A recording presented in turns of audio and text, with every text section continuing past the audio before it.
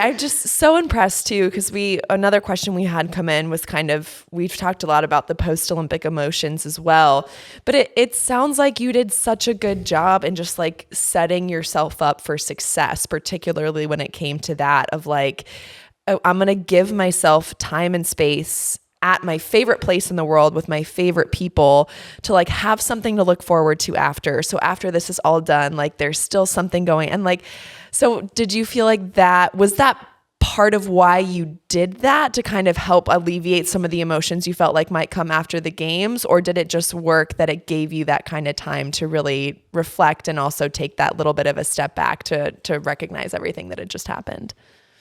I think it's a bit of both. I mean, I've been doing, it's not really a birthday party, but since my birthday is in the summer, it kind of is. I've been doing the cottage thing with my friends. That was my 10th year doing it. And I always do it around the same time every year after a Worlds or a big swim meet. So that was always kind of a plan in the books, and it was a plan months out before the Olympics. So definitely was so nice to look forward to that after the Olympics, because it's such a change up from, I mean, you're at the Olympic Games, there's media everywhere, there's a lot going on, it's high pressure moments. And then going back to Canada, being with my lifelong friends that I've known since I was 7 years old, like just in nature, completely relaxing for 2 weeks. It was so, so nice. And I think it was just a great way to take a bit of a breath and a break from all the noise and things like that. But then obviously going back and immersing myself in it as well, because I do enjoy the polar opposites. I love both of them. I think there's a balance in between the two for sure.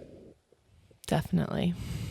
Well, then you come back, and I felt like maybe it didn't feel like this for you, but Short Course Worlds in Budapest came up lightning fast between the summer and then obviously happening in December. Okay, so you felt the same. So quick, but you went so quick. Because when did you get back into kind of full-fledged training? Early September, or like really, really, really late August. Okay. And how much time were you out of the water? What that'd be? 3 I can't weeks. do the math on that. 3 weeks. Okay. 3 weeks, yeah. So you basically have just a couple months to get back into it.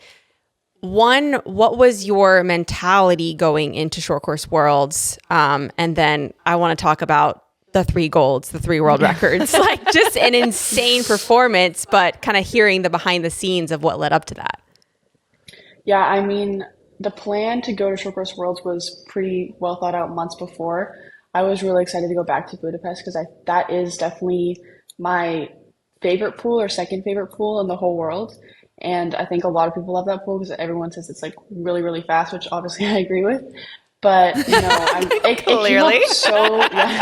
came up so quick after Paris, but not in a bad way whatsoever. I was really excited to race again. Did I have certain expectations or goals? Honestly, not really. I had no idea what to expect. I'm being completely honest. Like, I didn't know what I was going to be capable of doing, especially because it's short course meters. It's so different than long course. And since I didn't have a ton, like obviously I had a lot of training, but not a ton of training under my belt, I didn't know where I was going to stand. So I was definitely pleasantly surprised with the results. I mean, overall, I'm very happy with the meet, and I think it went great. It was also just such a fun meet overall. I think the Canadian team had a great time, and I think coming off the Olympics, it's a lot less business, and so we could have more fun and enjoy the process more. So I think short course meters is like that as well. It's a little bit less painful, and you can kind of recover between races easier. So it was just overall an amazing experience, and I loved Budapest, and they hosted a great meet again. So yeah, it was great, and I think it was a great way to kind of kick off racing again after the Olympics as well.